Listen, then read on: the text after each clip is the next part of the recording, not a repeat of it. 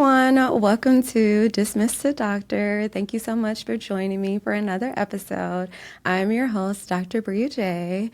Today I have a very special guest who is a faculty member, a business owner, entrepreneur, and physical therapist. So I would like to welcome to the show Dr. Johnathon Henderson. Thank you so much for joining me today. All right, thank you. I'm so happy to be here and discuss my story.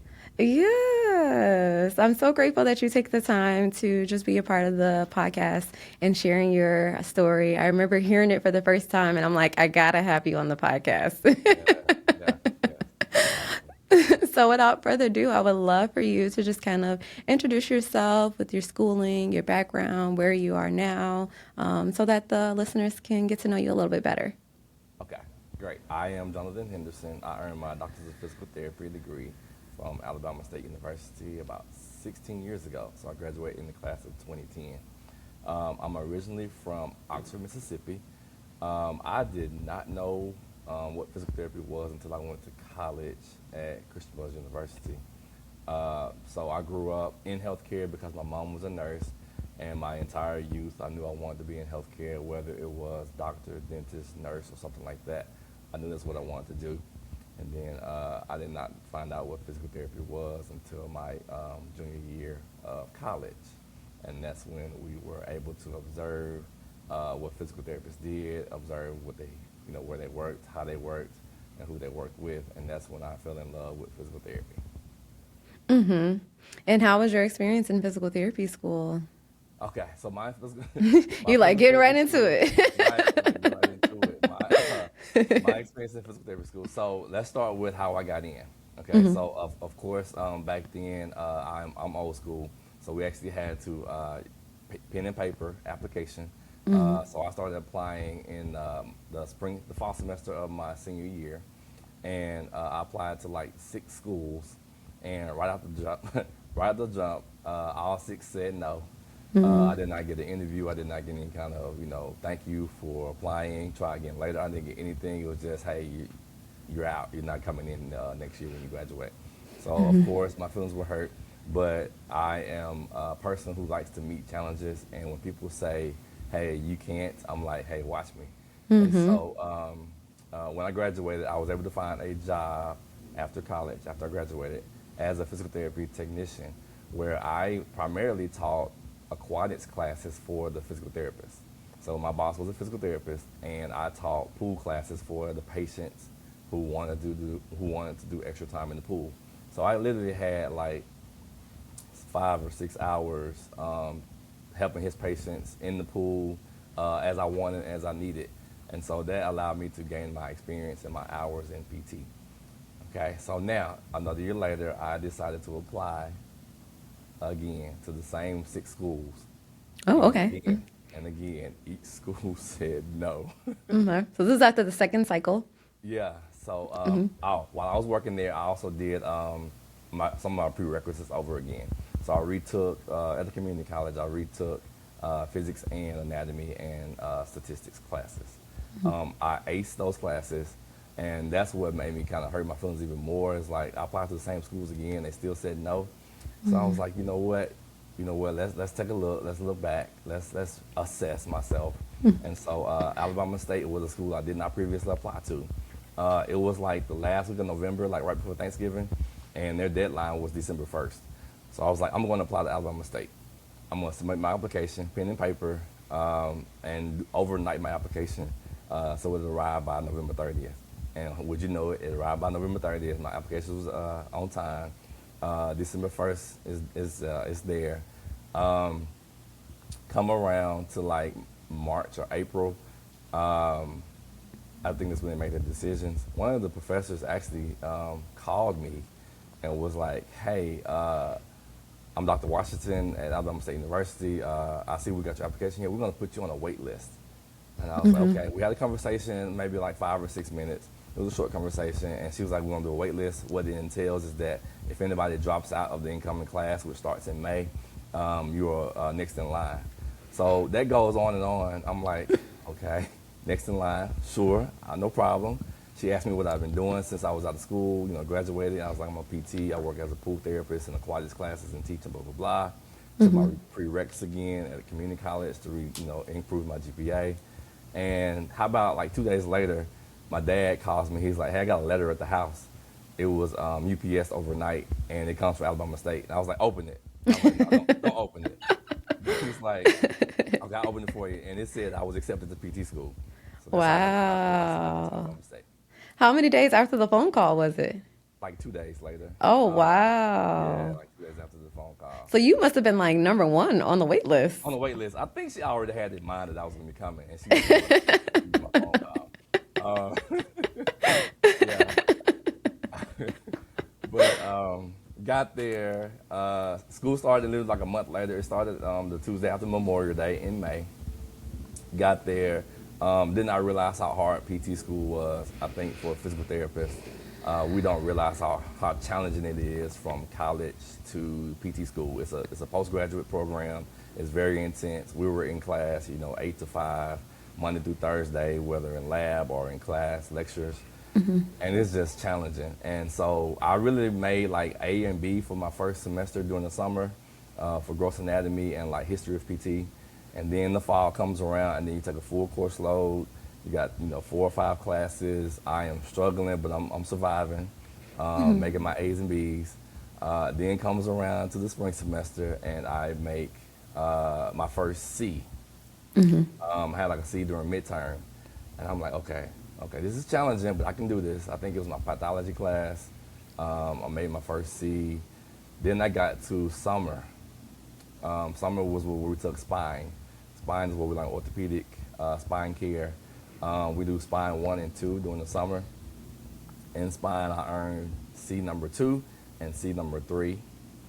And so my GPA is now falling below the required minimum of 2.5 during the summer. And then after the summer, we did our first clinical internship. And that's where you go on the clinicals, and you, as a PT student, of course, you know that you're supposed to observe and act as a student PT. My program only allowed 3 Cs to be made before you get withdrawn. So I was on my 3rd C after the classwork. And so I got to clinical, and our teacher required that we had an A, B, or C grade, or F, A, B, C, or F for clinicals. So come to find out that after clinicals were over, I got my 4th C, and that was terms of termination. I was supposed to be withdrawn, which I was withdrawn at the end of my first year of PT school. And that, of course, is one of the most devastating pieces of news that you can tell a PT student is that, hey, you're no longer in the program. All my classmates were like, what happened? My mom was like, you're gonna be all right, blah, blah, blah.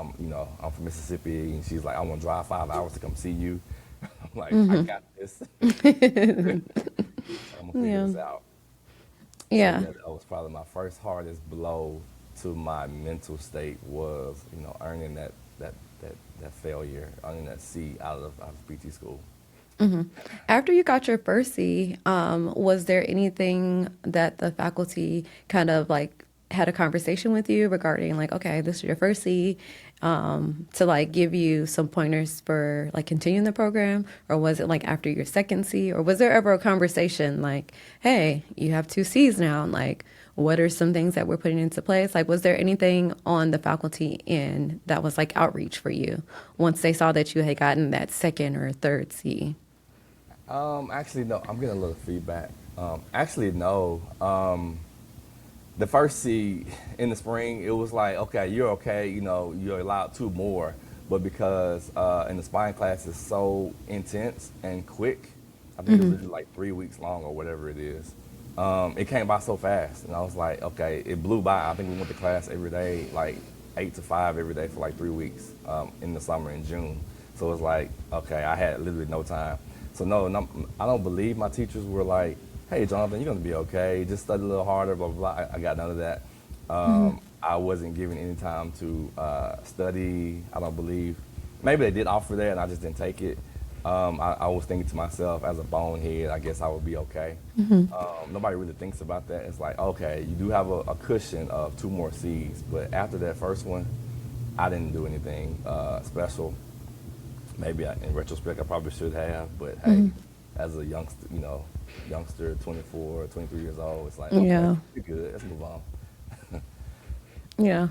I almost feel like there should be some type of something in place, so that so it doesn't get to that point, right? Like, say if they would have pulled you aside and been like, hey, this is your first C, like, this is, like, I need you to come up with a plan so that we Yeah. don't get to that. I think, was it four that was the dismissal, or was it three? Yeah, you get three. You can stay with that, but if you earn a fourth, you Fourth have to one. get withdrawn. Yeah, because I just feel like once it got to that second one, my radars would have been up. Like, okay, let's pull you Yeah, into the office. Let's see what we need to do. Let's see what we need to yeah, fix, so that we don't get to that point.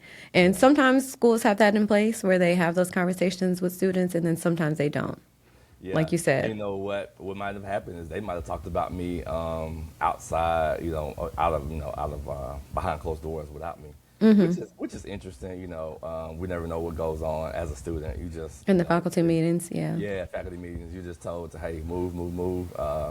Clinicals are coming up.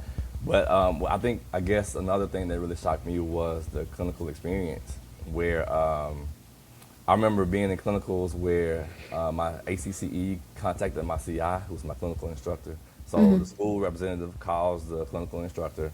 I think at the middle of my internship, it was like 6 weeks, so 3 weeks in the midterm. And I remember my clinical instructor coming back to me at the clinic. It was an outpatient orthopedic setting. We did a lot of workers' comp patients. And she was like, hey, I talked to the person at your school, and we're concerned that you're not doing as well as you need to be. If you have any questions, don't feel shy to ask me. And so I never felt shy to ask questions. I didn't feel intimidated. I think she might have thought I needed to ask more questions. I don't know. But I did ask my questions. I took my notes. I had my caseload of where I was supposed to be. I think it was, 4 or 5 patients per day, along with, performing evaluations. Um, and sometimes I feel like the CI didn't give me as much help on her end for my school than I thought she could have. Which, back then I was like, hey, she's not doing anything for me. But of course, I was asking my questions, learning as much as I could, and I really did learn a lot from that instructor in the clinic. But I think at the end it was just that, hey, the criteria for making a C was where I was. It was not good enough to make an A or a B, and there we go. I'm out. So I was like, okay, well, what do I do now? So the clinical instructor was really, really consoling. She did call me after the fact when I told her I had flunked with that fourth C. And talking to her on the phone, like, a couple weeks afterwards, I had, I guess the word is what, animosity toward her, what I shouldn't have, because it's my grade, I earned it. Yeah. Yeah, it was just kind of, a hard path to take at that moment for somebody who's, put a lot into their studies. Yeah, Because dismissal is hard. Like, it you is. don't like how you said that you applied your second time and got off the wait list, and then you were retaking courses. Like, we don't just wake up and say that we want to go to physical therapy school. Like, there's time, energy, money, effort. A lot of things are put into place. Yeah, It's just unfortunate that sometimes when we get to higher education, we either don't know our good study habits, we don't know how to integrate. Like, there is a lot mentally, spiritually, emotionally that goes into higher education. And unfortunately, if you haven't had someone who has gone through that to kind of give you advice on, like, okay, this is what you should do. And then also around that time, it was like no social media. So it's like no yeah, one is really talking about this. This is not like really a thing that even people talk about, even to this day. Like, now we have social media. I feel like it's becoming more common, and that was kind of the reason why I started this podcast and sharing my yeah. journey. But like, definitely back then when you were going through it, it just was not a thing that you kind of discussed. So how did you feel like you navigated after hearing that dismissal, and what did you do? Okay, yeah. So this was like you find out. So I think the clinical ended like July 31st or something like that, like August 1st, and then school started back like 2 weeks later, like August 15th. So I literally had like 2 weeks to get myself together, prepare myself. So what I did was on the first day of school, I went down to the school as if I was going to class. I dressed nice. I went down and I talked to the dean of the school. And she took time for me and sat down for about 10 minutes and asked me what happened and what went down. And I told her everything that went down. And she said, well, I can't let you back in the program with your current class. They're now, they're moving on and you're not. My options were to appeal the decision of the grade. My other option was to apply for the class below me, where I would start over again. And so I said, well, let me just start over again and just, repeat the classes that I flunked or made a C in the spring. So that meant that, sit out the fall semester and then in January, start the spring class over again. So I got a chance to apply for her readmission into the class below. And that actually took a faculty decision. I had to come back in like November and present my case and speak with the faculty at that time. That was like a 20-minute interview, basically explaining what happened, explaining what I was going to do in the future, make sure it wouldn't happen again.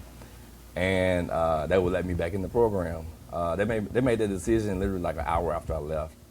She called me, like, hey, we're going to let you start back in January. Of course, you have to do a remediation plan, make sure that you follow up with your instructors each week, and make sure they're following where you are in your current studies. So of course, I got to retake those classes again in the spring. Or actually, what I did, I sat in the class. I didn't have to retake it for my GPA, but for the ones I made a C in, I did have to retake that and get a better grade and then improve to a B. Then in the summer, of course, I had to redo that class again. Those two I had to make the C in. I did that and made an A. Then I got to do the clinical experience all over again. So different CI, and I actually was. That CI, I thought I was super smart. It's so funny. Like, you are really, really knowledgeable. I was like, well, thank you.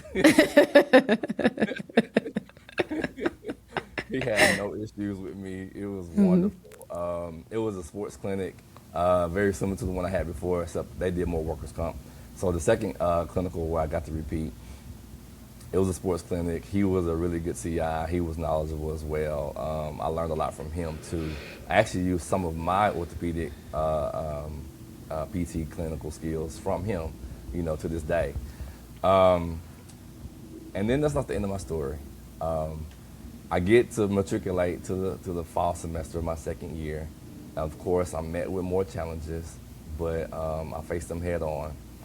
And then there's one particular class that I just could not fight, and that was neuro. You said neuro?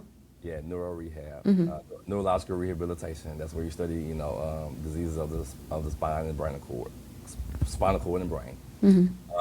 So in neuro, I literally struggled from week one. I love neuro, but I just could not grasp it, which is crazy. How do you like something but you can't understand it? And I think that's where I met my challenge. So I met with my professors again on my end. I was like, hey, I'm struggling here. I need tutoring. Can someone help me? I need more help with, group sessions and study sessions. And they were on it. They were like, okay, we got you. I actually barely made a B out of that class. Okay, that was my neuro rehab 1.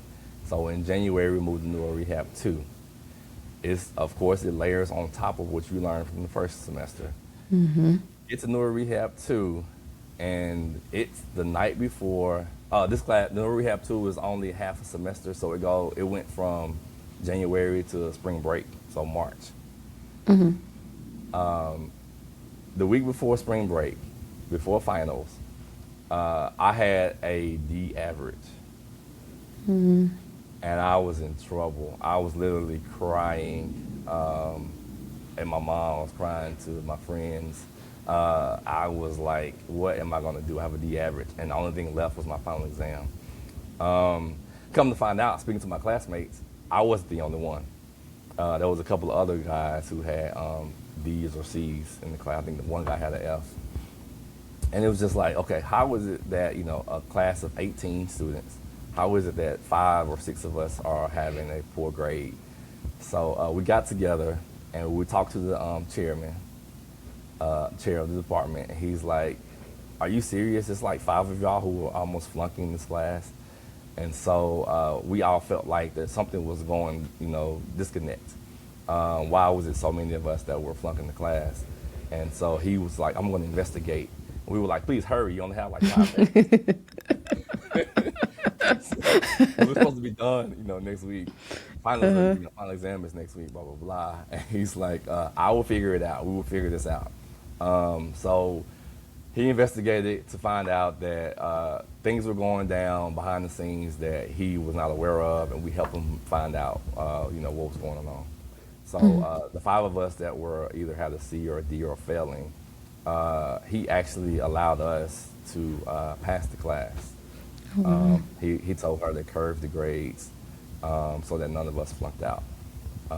And would you know that I couldn't have felt more blessed to know that, hey, I put the hardest work I could put in to not flunk this class, and of course with the help of the dean and the chair, that we didn't flunk the class. I didn't flunk the class because I was on my last leg already.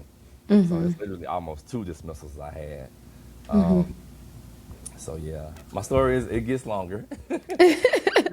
No, that was a very beautiful story. I actually want Yeah. to go back a little bit from when you said you had went back up to the school first, like you were going back to class and just had that conversation. What was going through your head and what made you do that?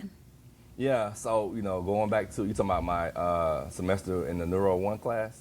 No, after you got dismissed, you said you had got dressed up like you were going to class and you had the Oh yeah. conversation. Like, what was going through your head and what made you do that? Yeah, so that was a moment where I had, so my roommates were my classmates from my first class. And they were literally like, hey, you ready to go? I didn't tell them immediately. Oh, They were like, okay. hey, you getting dressed up for the class today? I was like, sure. So they get up and they're like headed to school, and I leave too. And then when I get there, I didn't go in the classroom with them. I literally went straight to the dean's office. So what was going through my head was, what am I going to do to keep myself in the physical therapy path? I want to do this really bad. I know that, at that time, the economy was not the best it could have been. A job was going to be necessary, and I didn't want to go back embarrassed. A lot of my family and a lot of my friends knew I was in PT school, and I didn't want to go back embarrassed and say, hey, I flunked out, or hey, I'm not in, or I can't do it. I didn't want to be looked at as that. That's just my ego. So yeah, and to me, I felt like, hey, I need to go to this dean and say, hey, I need to get back in. I am determined. I am very ready to do this. So that's my feelings of that day. It's Yeah. almost like I'm like pounding her head, like, let me back in. But that I just want to just commend you on that because that takes a great deal of courage.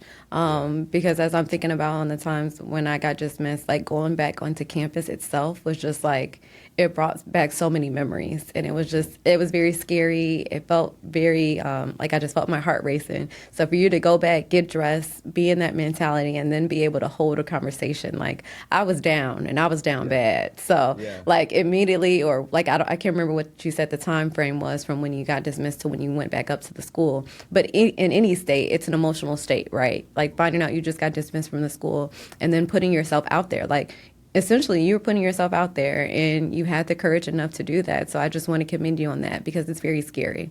And I feel like a lot of times people don't know who to turn to and they just automatically just leave and they don't ask questions, they don't do anything else, they're just like, okay, this is the end all be all, that's it. So I just want to commend you for like going back up to the school after getting the dismissal and then also just advocating for yourself because that's very important. And that's another thing that I talk to a lot of students about is just like advocating and asking questions, right? Yeah. Because it's just like what you don't know, you don't know. So if you're Yeah. not asking the right questions on like how this process is, like you're not going to know. And that can be the difference from you getting back in and you not getting back in and then having to change your whole trajectory of your life, Right. So I just want to commend you for going through that Yeah. process and actually going back up there because that takes a lot of Yeah. courage. Yeah. Courage and persistence, resilience. Yeah. Yes, Yeah, building my a lot of yeah, that. A yeah, lot of building my that. character at at 25 years old, 24, 25 years old, building my character.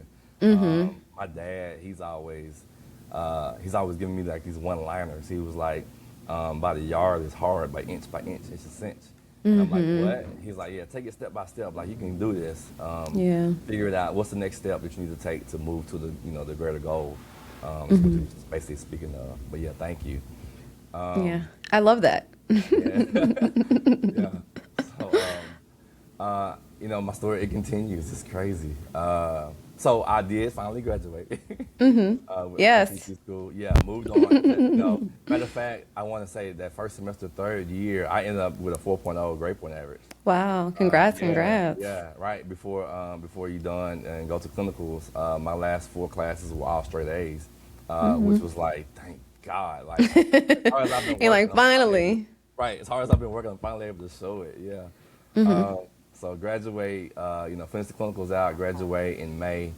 Like I said, so a long time ago, we could take our PT exam literally like whenever you wanted to. It was a free scheduled date. So you can schedule it, if you want to schedule a week after graduation or if you want to wait 2 or 3 months, you can do it whenever. So at that time, I scheduled to take my test May 31st, my national board exam. So the NPTE, the physical therapy exam that you got to take to pass to be a PT. I took mine on May 31st. Graduated like the first week of May, so I had like 3 weeks to study. Take that test, and I failed it by 4 points. So supposed to get a 600 or above, and I got like a 596. And so that was even another test of, to my mental state. Like, what am I going to do? At that time, I did not know what a therapist was, mental therapist was, a counselor. I was just like, Mom, Dad, fiance, I was getting ready to get married. What am I going to do? Because I just took my exam and I flunked it. Like, I can't work anymore, or I can't work at all. What am I going to do, right? So one of the hardest things to do is come back and say to my classmates, oh, I didn't pass, and oh, I got to take mine again, my PT exam. So I rescheduled it literally like a month later, like the middle of June. I said, I'm going to take my test again, and guess what? I'm going to pass it, and no, I didn't. So I took it again and flunked it again. And my score actually dropped, which is crazy. My score dropped. I was very prideful, and all of that is gone. I have no pride. I have no feelings of smart. I didn't feel smart. I felt dumb. And that does hurt you. Like depression was really hard on me July 4th of that year. Going back to my family reunion, I felt so bad because I had taken my test twice and flunked it both times. And everybody asks you in your family reunion, so how's the studies coming? Are you have you found a job yet? Blah, blah, blah. At the same time, I'm ready to bawl out tears. Yeah. I'm ready to, show out anger, and I didn't know what to feel or how to express it. I remember not sleeping at night. I was probably maybe getting 30 minutes of sleep a night, and it's just wild for that moment to be in that space where I don't know what to do. But then something kicked in and said, hey, you've been down before. You got to get your butt up and get ready and take this exam again and pass it.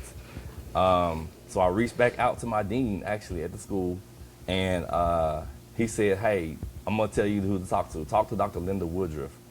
I don't know if anybody knows who that is, but Dr. Linda Woodruff will have you right.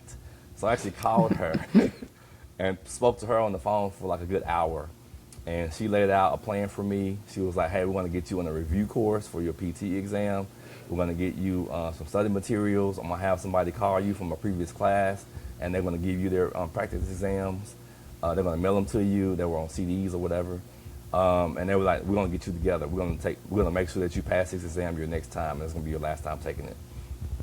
So I took my review course. I think back then it was like 2 weeks long. I had to actually have to go to Nashville, Tennessee, to a hotel and take my review course with other people who were also in the same boat as me, who had not passed their exams after multiple attempts.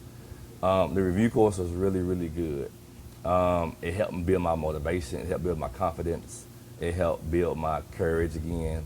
And I was able to actually take my exam for the third time in like October, after I took some time to study more and follow the plan that we outlined, and then pass my exam.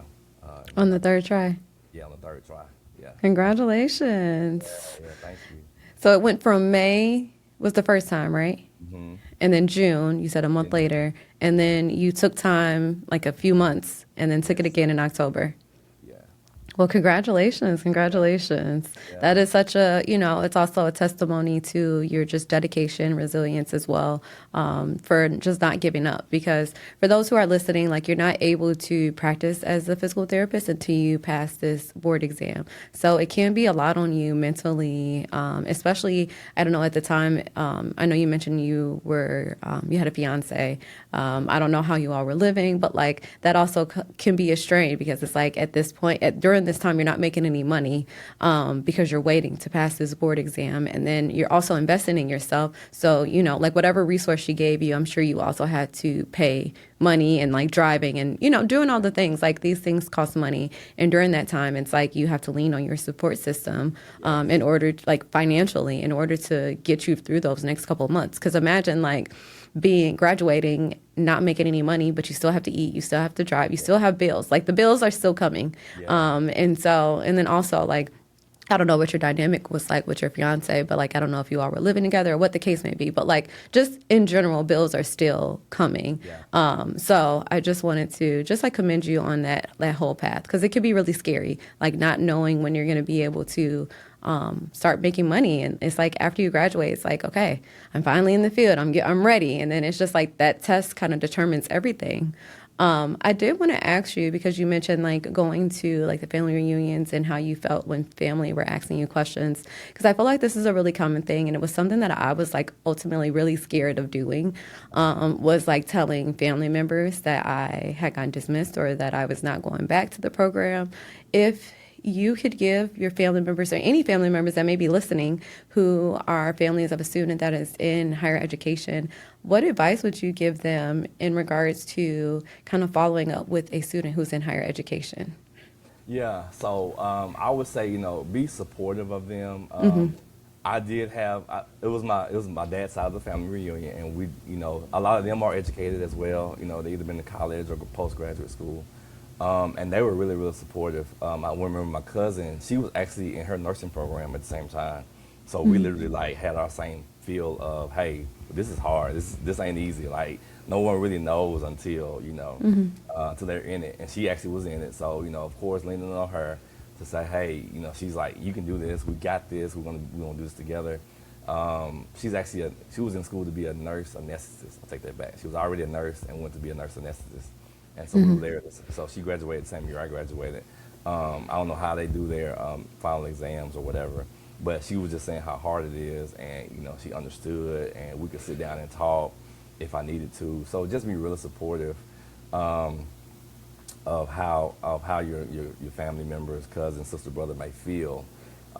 It's really really challenging for us as a student in graduate school or professional programs. It's really really challenging, and people that don't understand will never understand except for what we tell them. So yeah, I encourage to ask them, hey, how is it? What do you need? Is it money? Is it time? Is it study habits? Whatever it is, be supportive. My dad, he's like I said, he's a very, very supportive, witty guy. He's really knowledgeable, and so he always had these one-liners, and he would hear them out. And he was, of course, he would say, keep the vision, hold the faith, and keep the vision. So things like that. Keep the faith and hold the vision. So he had all these things he was telling me, and I'm like, okay, listening. I'm listening. I hear you. It's hard, but I'm listening to you. I'm going in, and I'm gonna take head on. So yeah. That's great advice. Because ultimately, I feel like when you have to say it out loud, I feel like there's a part of us where it makes it more real, right? Like I'm saying it out loud, and then it's like you're also kind of reliving it. So that was something that I also struggle with, and I feel like even to this day, now all my family members know, but like when I was going through it, like only like my immediate family really knew about it. They just thought I was like in my clinicals or I was like taking time off, and I didn't really like correct them because I just mentally didn't have it in me to say anything more. Like it was a lot to go through. And so I just want to say thank you for sharing that because I feel like a lot of times when I was going through it, I did have like a friend who was in like nurse practitioner school, so I did lean on her, and I leaned on like I had a friend who was a lawyer at the time who was in law school or had just graduated, and so leaning on them as well because it's like from our point of view we also have to lean on our support and accept the help because it kind of works both ways. But for family members, definitely being supportive and sometimes just being a listening ear, Yeah. because that goes a long way. Or even just sending words of affirmation or sending food or money for whatever, because it's Yeah. like books and stuff are really expensive. So I think all of the ways that you mentioned were really head on. Yeah. Yeah. So thank you so much. Yeah. What would you say, kind of fast forwarding to now, how did you get into the business aspect of physical therapy? Okay. So obviously, I like challenges. I don't like to I don't like to be dismissed. So going back to my dad, my mom and my dad, they were encouraging as always. And so my dad, growing up the entire time, he was like, "Hey, work for yourself. Don't work for anyone else. That's like the best thing you can ever do is work for yourself. Nobody has to tell you what to do." So that's like in the back of my head the entire time. And I knew I liked to treat neurological patients. Although I might not have been good in neuro at the jump, but I did like neurological patients, and that includes stroke patients and spinal cord injuries. And I decided to open up a business after working in my rehab facility for about 5 years. I decided to open up my own practice to have a space for patients who had a stroke or spinal cord injury. Of course, other neurological diseases like multiple sclerosis and Parkinson's disease. So I wanted to open up a business for those patients, so where that I can use my skills to help them. And I felt like I was a really, really good neurotherapist, and that was where I wanted to focus my treatment on. So I did that. Of course, opening a business is not easy. I opened up an outpatient practice that has, walls, lights, water bill, monthly rent. That's not easy, of course. On the back end, you got to get network with insurance companies and have a bank account and decide on a budget and all these other things. And then marketing is on the third of the branch. Marketing to tell doctors' offices and other healthcare providers, hey, I'm here, I'm open. Hey, send me patients. I'm ready to go. Coming from zero, where I had nothing, no background, where nobody knew who I was, up to 9 years now, 9 years in business this year. Congrats. Where thank you to where I currently treat anywhere daily, 14 to 15 people per day. I've hired as many as two PTAs in my office, so physical therapy assistants. Who help me treat my patients up to 20 and 25 visits per day. So I've been really busy. A few years ago, slowed down a little bit. I scaled back on my marketing. I scaled back on my social media content, but still, nonetheless, still very, very happy in my practice to treat those stroke patients and whatnot. And so, hey, like I said, it's not easy. Just like I did before, hey, reach out to my support system. Ask them, hey, how do I do it? What do I do? What did you do?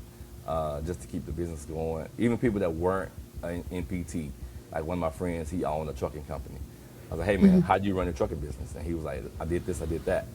So I just do the same thing, just make sure I just cater to what I need.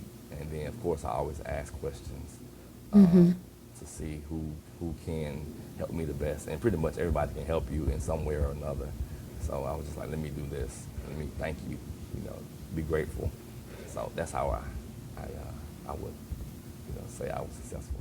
Yeah, well, one, I just want to say congratulations on 9 years. That is such a beautiful accomplishment and a testimony to kind of where you came from, like coming from failing neurology class or like about to fail it and having to have it curved to Yeah. now owning your own neurology outpatient clinic. Like, Yeah. shout out to you. Like, that is just like full circle. So just shout out to you for just staying the course. I did want to ask you, going kind of through the process, what would you say dismissed to doctor? What does that mean to you? Being dismissed to doctor shows that I am resilient, persevered.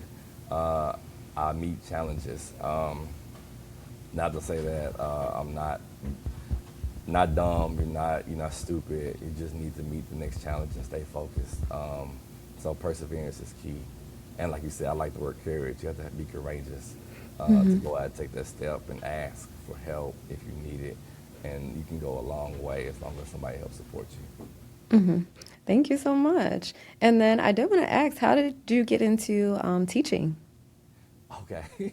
So, teaching is one of my other avenues I want to explore. So, I became an adjunct professor back at my alma mater, back at Alabama State. Full I circle. Full circle, right? Mm-hmm. I became an adjunct professor. I do it online, so I'm still at my home. I live in Memphis.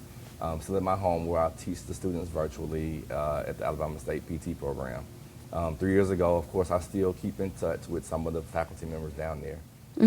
I reached out a few years ago and asked for, if they had any jobs, and they were like, "Yeah, we actually need a PT to teach our hospital course, complex patient." And so she said I could do it from home, 2 hours a week. Of course, you have to, assess the students and grade them, but teach the course, and it's just been a wonderful pleasure to teach them and watch them being molded as I was. Matter of fact, I want to say a student that I taught 3 years ago came to me on social media and was like, "Hey, I'm in Memphis now. You were my teacher at Alabama State." I was like, "You are? You what?" We'll meet up soon, so that's awesome. I just feel like your story is just such, it keeps getting full circle, full circle. Like, Yeah, how do you end up at the school teaching at the school that once dismissed you? yeah, Like, right. just like let that sit in. Right, right. Yeah, it is really That yeah, is just such a testament to just your perseverance throughout this entire journey. yeah, And I think that that is what is needed. Like we need to start sharing these stories a little bit more so that people can be motivated to continue. Like life is going to continue to life. We're all going to be thrown different challenges, different barriers, different obstacles, and it's about how you overcome those obstacles and moving forward. It's like let's take the lesson that we're supposed to learn and move forward towards this. And it seems like in every avenue of your failures, you kind of reset and learned, okay, what is it that I need to learn? What is it that I need? What in this moment is going to help me to continue? Like, what yeah, lesson am I learning? And so I think that's very, very important because sometimes people look at failures as like the end all be all, and that's not how it has to be. Like, you can keep going. You can become the professor at the school that dismissed you. You can, yeah. like I just love hearing stories like this. So I just want to say thank you so much for taking the time to share your journey. Thank you so much. I enjoyed it. Yeah. And then as we wrap up, can you let the listeners know where they can find you? Some might even DM you. They're like, Yeah, so yeah, what are your socials yeah. or email? Email, yeah. So Instagram, my personal is JHENPT, so JHENPT. My business Instagram is Bartlett, BARTLETT, Neuro Rehab, NEUROREHAB, PT. That's Instagram, as well as TikTok for the business. And then my email is JS, like J Scott, Henderson 2005 at Yahoo. Okay. And I'll be sure to like link it all in the description so that it makes it easy for everyone to kind of follow you.